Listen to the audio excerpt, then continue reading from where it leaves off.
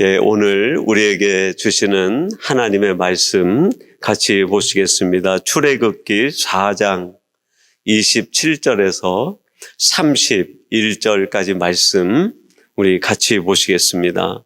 출애굽기 4장 27절에서 31절까지 말씀 우리 찾으셔서 한 절씩 교독하시고 마지막 31절 말씀은 우리 같이 봉독하도록 하겠습니다. 제가 27절 먼저 봉독하겠습니다. 여호와께서 아론에게 이르시되 광야에 가서 모세를 맞으라 하시매 그가 가서 하나님의 산에서 모세를 만나 그에게 입맞추니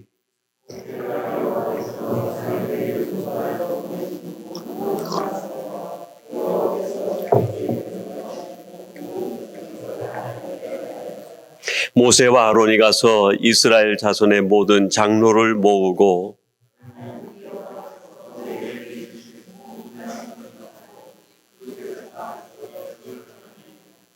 백성이 믿으며 여호와께서 이스라엘 자손을 찾으시고 그들의 고난을 살피셨다 함을 듣고 머리 숙여 경배하였더라.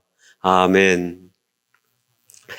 오늘 화요 예배 시간에는 주신 말씀 출애굽기 4장 27절에서 31절 말씀을 갖고 연합의 은혜라는 제목으로 하나님의 말씀을 전하도록 하겠습니다. 죄는 하나님이 주신 아름다운 관계를 파괴시켜 나갑니다. 창세기 3장에 보면 아담과 하와가 하나님 앞에 선악과를 따먹고 죄를 지음으로 인하여 관계들이 파괴되어 나가기 시작합니다. 제일 먼저는 하나님과의 관계가 파괴되어집니다. 하나님께서 동산을 거니시는데 아담이 그것을 보고 여호와의 낯을 피하여 나무 사이에 숨었다라고 얘기합니다.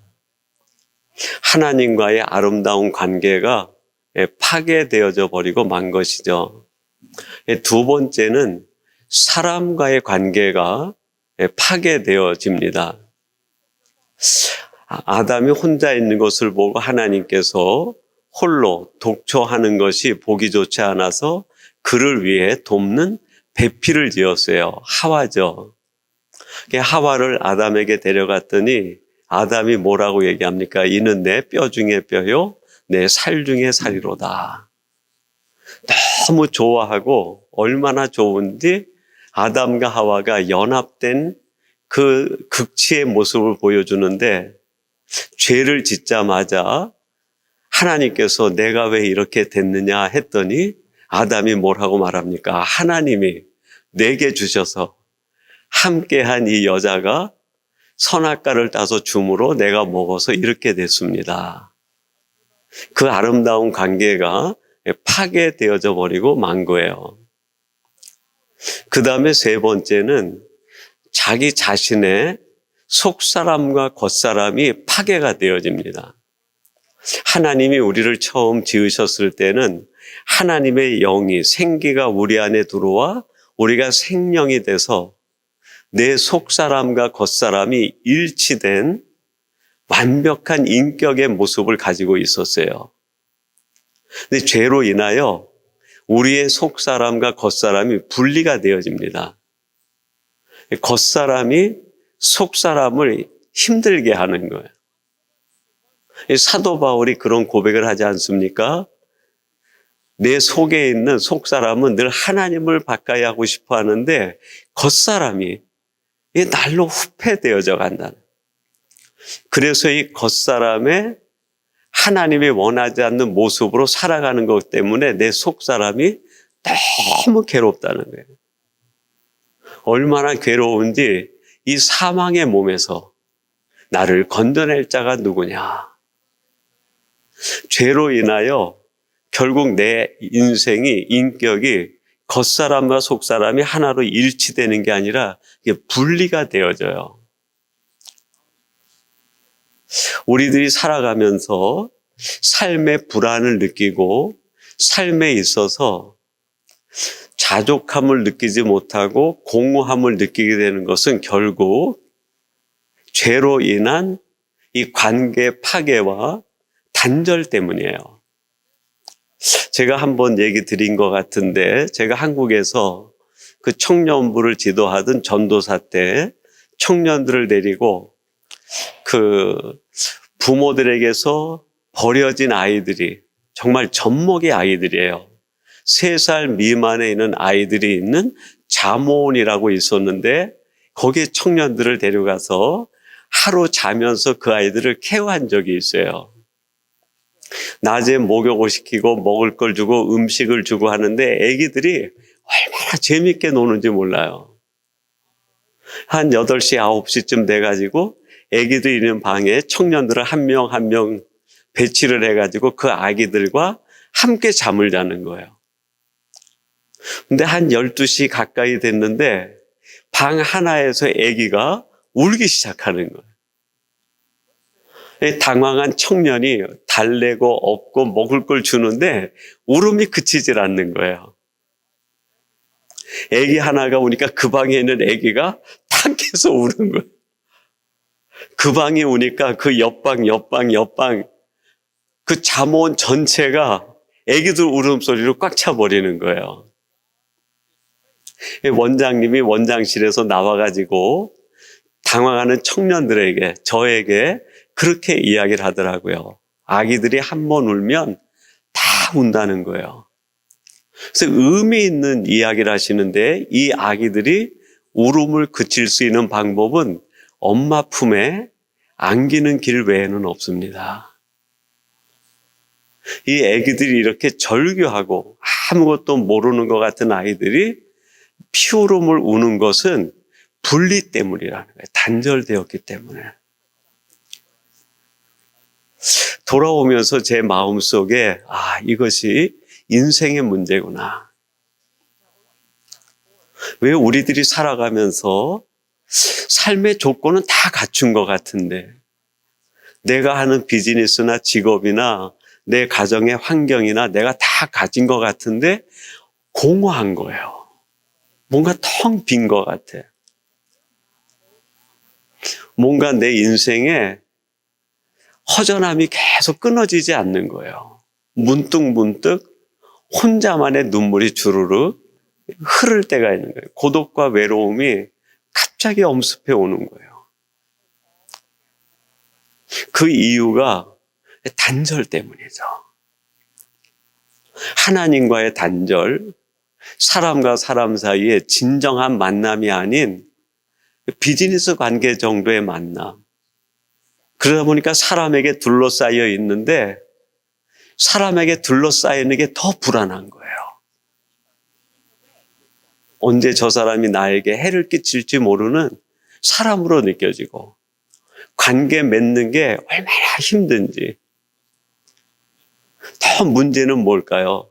나와 자신의 속사람과 겉사람의 분리된 현상이에요. 내 속에 열망이 있어요. 하나님의 자녀답게 살고 싶은 갈망이 있는데 그거를 누가 방해합니까? 세상이 방해하는 게 아니라 내 겉사람이, 내가 나를 방해하는 거예요. 나의 가장 큰 적은 밖에 있는 것이 아니라 결국 내가 가지고 있는. 죄는 이렇게 우리가 행복하게 살 수 있는 삶을 다 단절시켜 버리는 거예요. 그런데 하나님께서 보내주신 예수 그리스도로 말미암아 우리에게 은혜가 찾아온 거예요. 은혜가. 그 은혜가 우리에게 오면 연합이 일어나요. 연합. 제일 먼저 누구와의 연합이 일어날까요? 하나님과. 예수님께서 하나님을 우리에게 뭐라고 가르쳐 주셨어요? 아바, 아버지다. 내가 전에는 세상에 죄인이요 세상에 사람으로 살았는데 그런 하나님과 내가 연합되고 나니까 하나님의 자녀가 돼요. 아버지는 나의 아바, 아버지가 된 거예요. 그 다음에 사람과 사람의 관계가 회복이 됩니다. 사람이 얼마나 좋은지 몰라요. 제가 한번 지나가는 간증처럼 말씀드렸었는데, 제가 33살 때 그 전신마비가 오고 한 1년 반 식물인간으로 있다가 정말 기적같이 몸이 회복되기 시작한 거예요. 한 6개월 정도 걸쳐서. 근데 온전히 회복이 되지 않으니까 눈도 아직 한쪽 돌아가고 입도 삐뚤하게 돌아가고 손을 쥐어도 손 아기 힘이 아직 잘 돌아오질 않고요. 걸어도 다리가 이렇게 발목이 딱 들려야 되는데 그게 아니라 이렇게 끌리는 거예요, 이게 발목이. 그런데 지팡이를 잡고 안대를 하나 붙이면 한쪽 눈으로 보면 초점이 잡히니까 걸어갈 수는 있는 거예요. 지팡이를 짚고 다리를 질질 끌면서 밖으로 나온 때가 7월이었어요, 7월. 얼마나 무덥습니까? 근데 그 7월의 그 뜨거운 햇빛이 얼마나 반갑든지. 근데 사람들은 전부 그 처마 밑에 그늘로 막 더위를 피해서 도망가듯이 달려가는 거예요. 그게 이해가 되지 않는 거예요. 아니, 왜 이 좋은 햇볕을 피해서 다니지? 거의 2년 가까이 집에서 그늘 속에 있다가 나와 햇빛을 쬐니까요. 이건 다른 세상이 되는 거예요. 더구나 좋은 거는 사람이 그렇게 좋은 거예요. 다 모르는 사람이죠. 그 길동 시장을 이렇게 지나가는데 그 시장 통해서 시장 보는 사람들이 그 길목으로 지나가는데 내가 그 사람들을 보면서 너무 좋아가지고 희죽희죽 웃는 거예요, 내가. 근데 입이 돌아가서 웃으니까 이게 더 돌아가는 거예요. 다리는 절지, 지팡이는 집었지, 입은 돌아가지, 안 되는 애지. 그 사람들이 볼 때는 영락없는 미친 사람이죠. 희죽희죽 웃으면 저만큼 도망가는 거예요, 저쪽으로. 사람이 그렇게 좋은 거예요. 그때 이후로 정말 사람이 좋더라고요. 저보다 연배가 높으신 분은 다 아버님 같고 어머니 같고 나와 비슷한 또래는 다 형제 같고 나보다 어린 청년들은 천분의 동생 같고 여러분 하나님이 우리의 은혜로 들어오기 시작하면 관계가 회복이 되는 사람이 그렇게 좋은 거예요. 정확한 측정 바로미터는 아니에요. 근데 내가 정말 하나님을 만나고 하나님 안에서 새로운 은혜를 내가 경험했다고 하면 사람이 내가 얼마나 좋은가, 내가 사람을 얼마나 좋아하는가 그걸로 한번 스스로 자가 측정해 볼 수 있는 하나의 바로미터도 될 수 있을 것 같아요. 무엇보다도 은혜가 내 안에 들어오게 되면 내 겉사람과 속사람이 서서히 하나가 되기 시작합니다. 그래서 내 속에 있는 속사람이 가지고 있던 생각과 행동들이 겉사람을 통해 드러나는. 내 속사람이 사랑하고 싶다 그러면 겉사람이 사랑하고 있는 거예요. 내 속사람이 헌신하고 싶다 그러면 겉사람이 막 헌신하고 있는 거예요. 은혜는 우리를 연합시켜줘요. 하나님과 연합시키고 사람과 사람을 연합시키고 내 안에 있는 겉사람과 속사람을 연합시켜 나갑니다. 오늘 본문 말씀에 보면 모세가 이제 애굽으로 가서 애굽 백성들과 바로에게 하나님이 주신 사역, 출애굽 사역을 하기 전에 이스라엘 백성들을 먼저 만나요. 그 가운데 연합이 이루어져요, 연합이. 그래서 오늘 본문 속에 보면 어떤 연합이 일어나는가 그걸 한번 살펴보고 우리들도 우리가 남은 인생, 우리의 후반전 이렇게 이것에 연합된 삶을 살면 좋겠다. 우리의 신앙이 이런 연합의 은혜를 누리는 신앙이 되면 좋겠다. 첫 번째로는 비전과의 연합이에요. 비전. 본문 28절 말씀 우리 같이 한번 봉독해 보겠습니다. 28절 같이 봅니다. 시작. 모세가 여호와께서 자기에게 분부하여 보내신 모든 말씀과 여호와께서 자기에게 명령하신 모든 이적을 아론에게 알리니라. 아론을 만나자마자 모세가 제일 먼저 한 일이 뭐예요? 하나님께서 모세에게 주셨던 말씀들을 그대로 전한 거예요. 모세가 출애굽에 대한 소명을 받으면서 하나님으로부터 들은 말씀 내용이 뭘까요? 그래요. 이제 이스라엘 백성들이 애굽에서 나와 하나님께서 약속하신 젖과 꿀이 흐르는 그 땅에 들어가게 될 거라는 거예요. 근데 이 말씀은 아브라함 때 주신 말씀이에요. 창세기 15장 14절 하나님께서 아브라함에게 이렇게 말씀하십니다. 그들이 섬기는 나라를 내가 징벌할지며 그 후에 내 자손이 큰 재물을 이끌고 나오리라. 아브라함에게 하나님이 이 말씀을 주셨대 배경은 이런 배경이에요.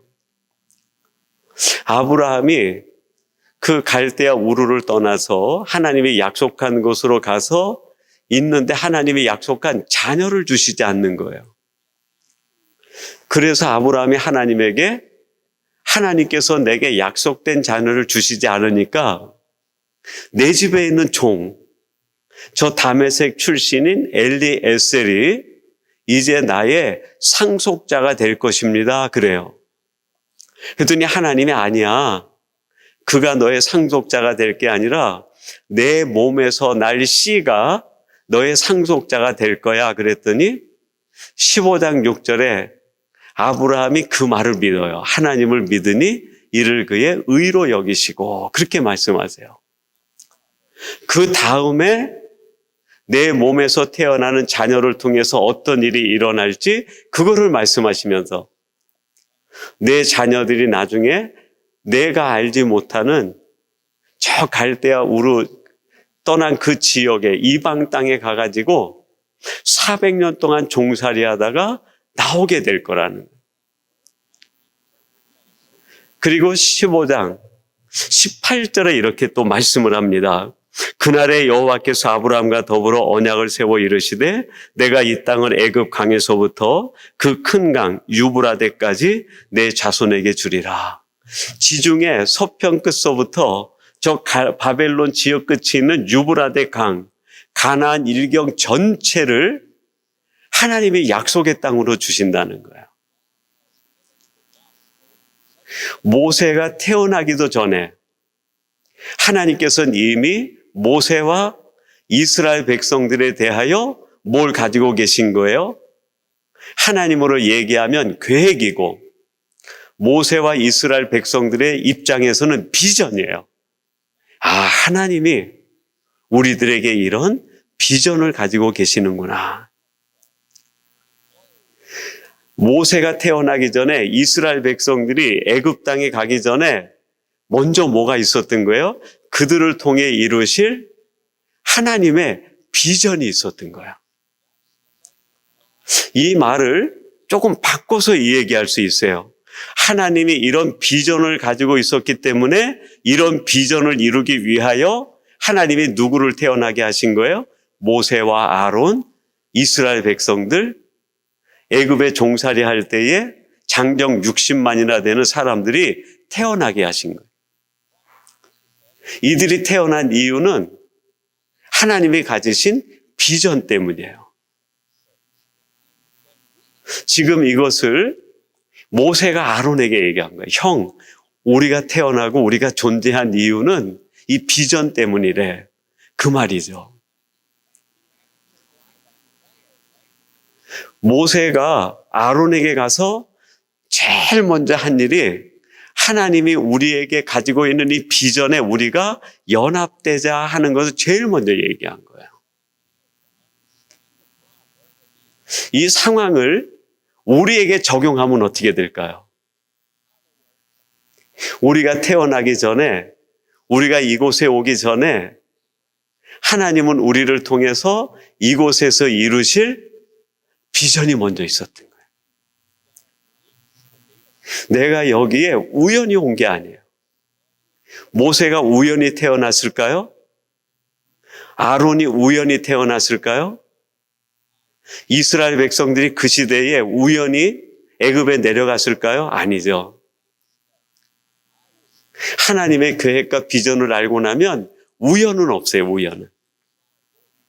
마찬가지죠. 우리들이 여기에 오게 된 것은 우리들이 노력하고 우리들이 무엇인가 액션을 취해서 왔을지 모르겠어요. 그러나 그 속엔 우리가 알지 못했던 나보다 먼저 있는 하나님의 비전과 계획이 있는 거예요. 도대체 그러면 구약의 이스라엘 백성 모세, 아론에게는 하나님께서 아브라함에게 주셨던 약속의 비전이 있었다고 하면 오늘 우리들에겐 도대체 어떤 비전이 있어서 하나님이 우리를 지금 여기에 태어나게 하시고 여기에서 살아가게 하시는 건가? 신약 성경 사도행전 1장 8절 하반절에서 우리가 그 실마리를 찾을 수 있어요. 이렇게 말씀합니다. 예루살렘과 온 유대와 사마리아 땅끝까지 이르러 무엇이 되라고요? 내 증인이 되리라. 우리 주님께서 부활하신 후에 승천하시면서 앞으로 태어날 우리 모두에게 가지고 계신 하나님의 비전을 선포해 주신 거예요. 너희들이 온 세상 땅끝까지 이르러 하나님의 증인이 되고 복음의 증인이 돼야 된다. 이게 너희들이 마음에 품어야 될 비전이야. 그걸 주신 거예요. 그래서 초기 기독교인들, 크리스찬들로부터 오늘에 이르기까지 수많은 사람들이 이게 비전인지 뭔지는 몰라도 주님께서 온 세상 끝까지 증인이 되라고 하는 그 명령에 따라서 온 세상 열방에 나가 복음을 전하는 일을 했어요. 비전을 갖는 것도 중요하지만 그 비전을 이루는 방법이 목적화가 돼야 돼요. 근데 초대교회, 예루살렘 교회와 사도 바울을 통해서 이루어진 소아시아의 교회들은 처음에는 하나님이 원하시는 복음의 사역, 증인이 되는 사역에 목적하여 증인이 되었어요. 정말 그 시대에 이방 사람들에게 존경받는 크리스찬이 됐습니다. 안디옥에서 처음으로 그리스도인이라는 이름을 들어요. 자기들과 너무 다른 거예요. 도대체 우리들과 다르게 사는 저희들, 저렇게 신실하고 저렇게 독실하고 저렇게 반듯하고 저렇게 믿음으로 사는 저 사람들이 누구냐? 그래서 궁금해가지고 이방인들이 안디옥에서 예수를 믿는 사람들을 보고 붙인 이름이 그리스도인이라는 걸 붙인 거예요. 그리스도를 따르는 사람들. 그들 삶 자체가 전도지였어요. 그런 이후에 기독교 국가가 만들어지게 되면서 기독교의 변질이 일어나기 시작을 해요. 그 변질이 악순환에 악순환을 거듭하다가 17세기에 이르게 되면 식민주 제국주의 시대가 돼요. 그러니까 유럽에 있는 영국이나 네덜란드나 프랑스나 스페인이나 이런 강대국 나라들이 아시아 일부하고 그다음에 그 멕시코라든지 이런 지역 일부를 전부 가가지고 총칼로 위협해가지고 강제로 개종을 시키는, 무서워서 개종을 했는데 하나님의 사랑을 느끼지 못하는 거예요. 그때의 전도 방법을 프로파간다라고 얘기합니다. 프로파간다, 선전하는 게 강제로 그냥 예수를 믿지 않으면 죽이는 거예요. 옛날에 이교도를 했던 거를 기독교인들이 그리스도의 이름으로 그 일을 행하는 거예요. 그러다 보니까 그때 억지로 예수를 믿었던 수많은 그때 당시로는 캐톨릭주의자들이죠. 그 사람들이 기독교에 반감이 생기는 거예요. 반감. 그리고 그 뒤에 18세기부터 20세기까지는 경제 부흥 시대가 일어나요. 경제 부흥. 경제 부흥이 일어나면서 그 경제 부흥 시대에 복음을 전하는 사람들이 복음을 전하는 이유, 목적을 무엇으로 들었을까요? 예수 믿으면 풍요로워진다는 거예요. 예수 믿으면 성공하고 예수 믿으면은 부자가 된다는 거예요. 여기에서 기독교 신앙에 또 변질이 일어나요. 기독교 신앙이 물질주의화되고 성공신학으로 바뀌어버려요. 예수 믿으면 제가 늘 말씀드리지만 세상 사람들이 만나는 성공하지 못할 수 있어요. 예수를 믿는 사람에게 하나님이 주시는 것은 형통이지 세상 사람들이 말하는 그런 물질적이나 풍요는 그것과는 다를 수 있어요. 그리고 21세기로 들어온 거예요. 오늘 우리 시대로 들어온 거죠. 그러면 지금 오늘 이 시대에 우리들이 사도행전 1장 8절에서 주님이 승천하시면 말씀하신 온 세계 땅끝까지 이르러 복음의 증인이 되는 이 비전, 이 사명을 어떻게 우리는 어떤 방법으로 이룰 수 있는가? 저는 그렇게 생각해요. 성도의 변화된 인격으로 복음이 전해져야 돼요. 복음은 총칼로 전하는 게 아니에요. 복음은 잘못된 미끼를 던지는 게 아니에요. 예수를 믿고 내가 변화된 내 인격이 그대로 전도지가 돼가지고 그걸 보고 사람들의 변화가 이루어져야 돼요. 그게 이루어지지 않으면 계속 세상은 우리 크리스찬들을 보며 한편으로는 조롱하고 한편으로는 오히려 하나님의 영광을 가리우는 일에 우리들이 일조하는 사람이 될 수 있어요. 탈무드에 그런 말이 나옵니다. 적당한 신앙인은 완고한 불신자보다 더 해롭다. 완고한 불신자는 기회가 있어요, 기회가. 예수님을 믿고 하나님 앞에 새로워질 기회가 있는데 하나님을 알아. 적당히 아는 거예요. 적당한 신앙인이 교회에는 가장 큰 해를 끼칠 수 있어요.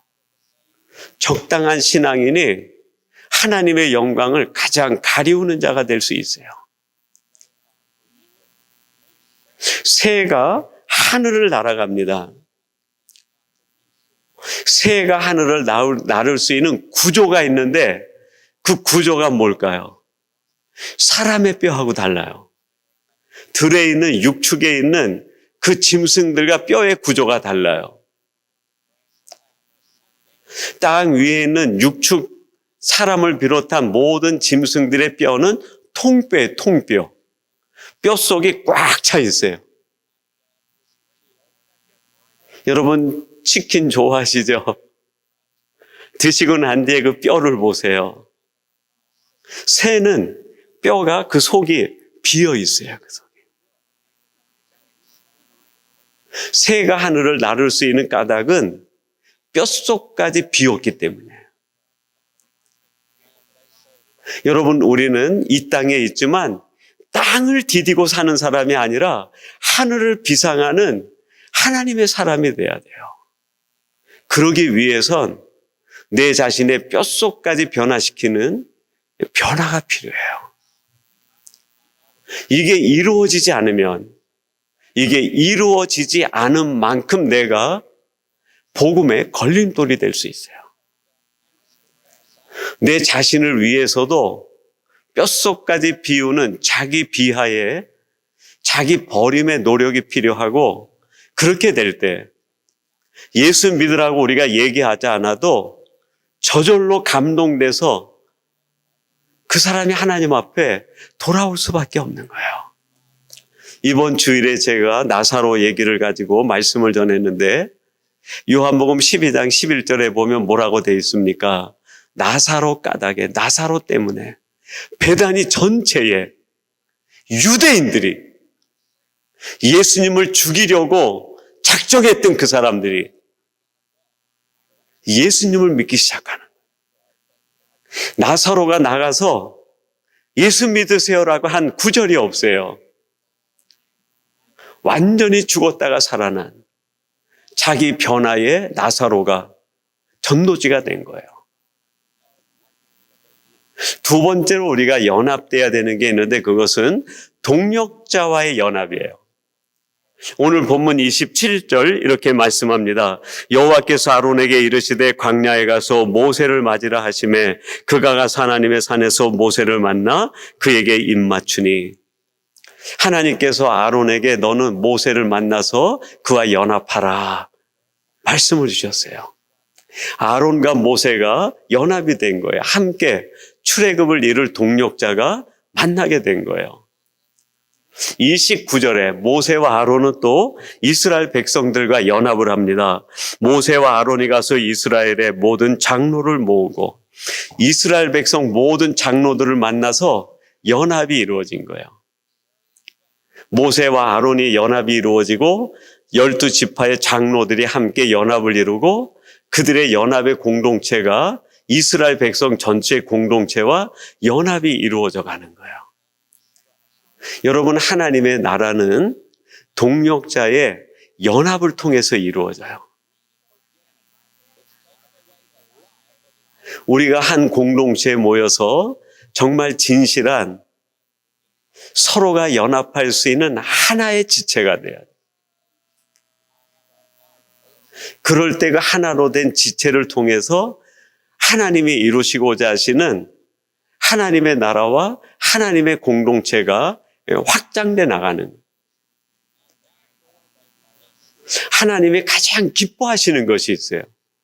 우리를 통해서 하나님이 보고 싶으신 거. 시편 133편 1절에 이렇게 말씀하십니다. 보라, 형제가 연합하여 동거함이 어찌 그리 선하고 아름다운고. 형제들이 함께 연합하여 하나님의 나라를 이루어가는 것을 보고 하나님이 너무 좋아하신다는 거예요. 여러분, 그런 말 있지 않습니까? 빨리 가려면 혼자 가고 멀리 가려면 어떻게 가라고요? 함께 가라. 여러분, 우리 신앙생활은 100m 경주가 아니에요. 다른 사람 다 제쳐놓고 나 혼자 1등 가가지고 깃발 딱 꽂는 게 그게 신앙생활이 아니에요.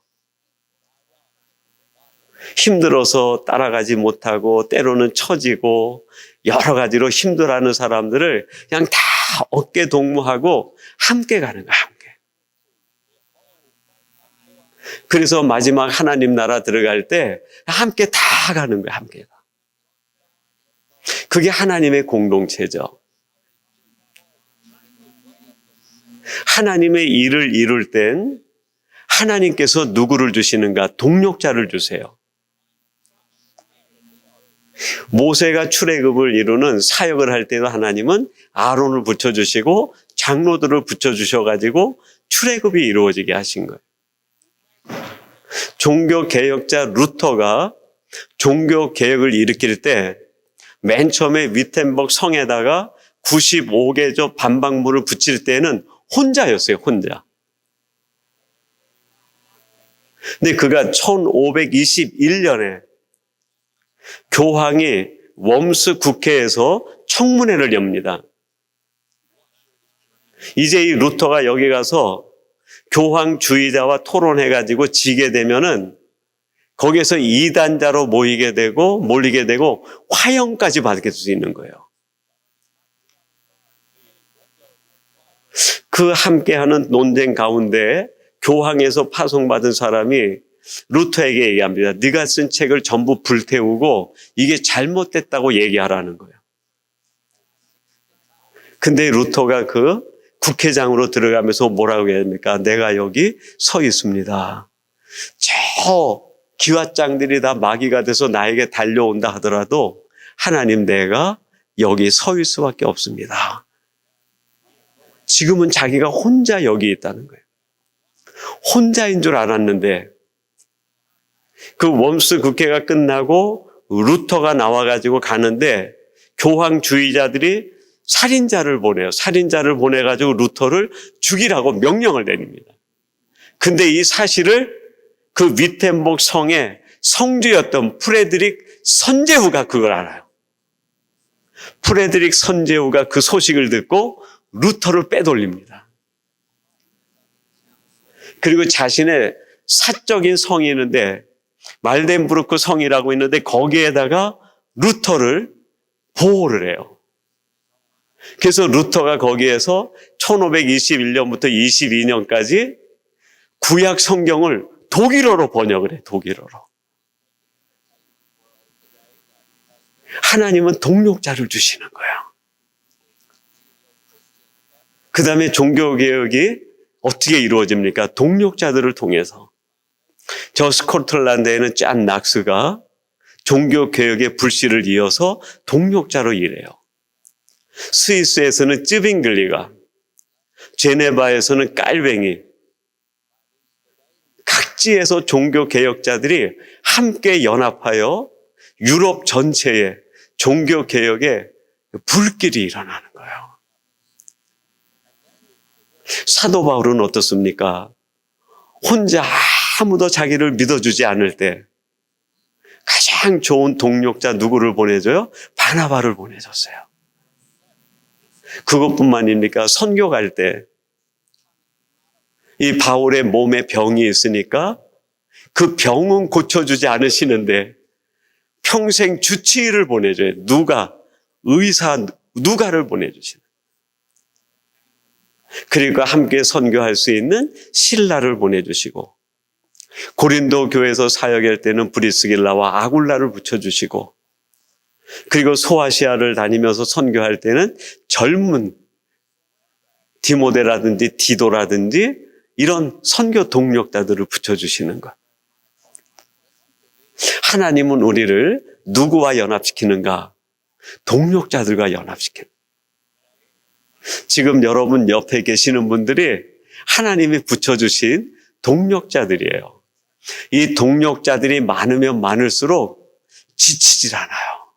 서로가 격려가 되는 거예요, 서로가. 마지막 세 번째로 이렇게 은혜가 내게 들어오면 하나님과의 연합이 일어나요. 하나님과. 오늘 본문 마지막 절 31절인데요. 같이 한번 보겠습니다. 31절 같이 봅니다. 시작. 백성이 믿으며 여호와께서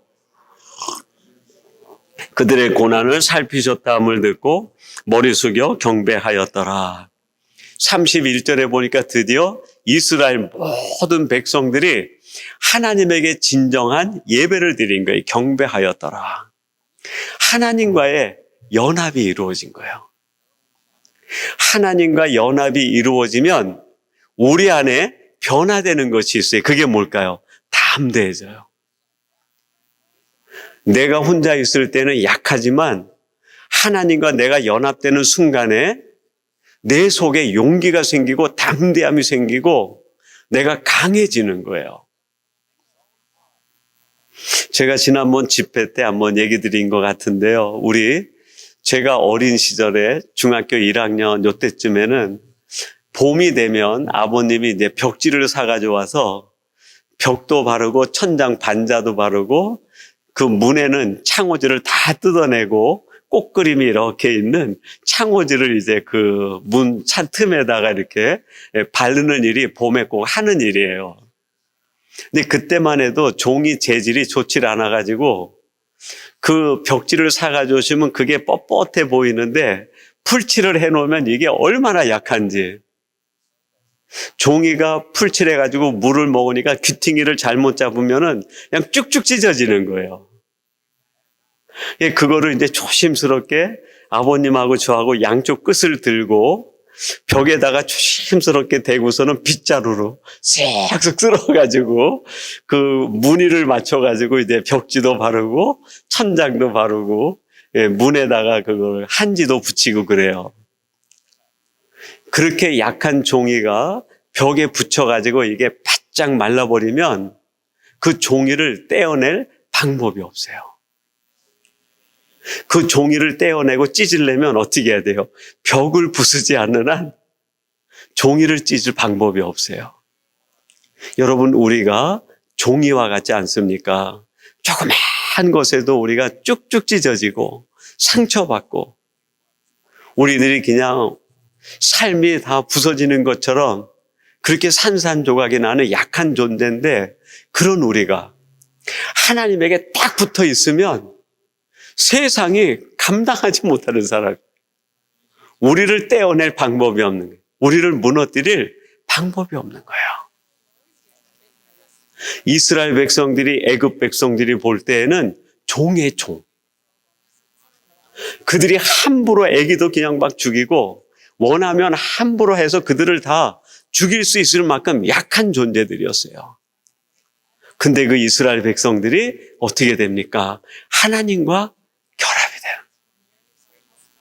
하나님과 하나로 연합된 이스라엘 백성들을 출애굽해서 보낸 뒤에 바로가 너무 억울해서 자신이 가지고 있는 철병거 600승을 가지고 바로의 최고의 정예 군사가 이스라엘 백성 죽이겠다고 쫓아옵니다.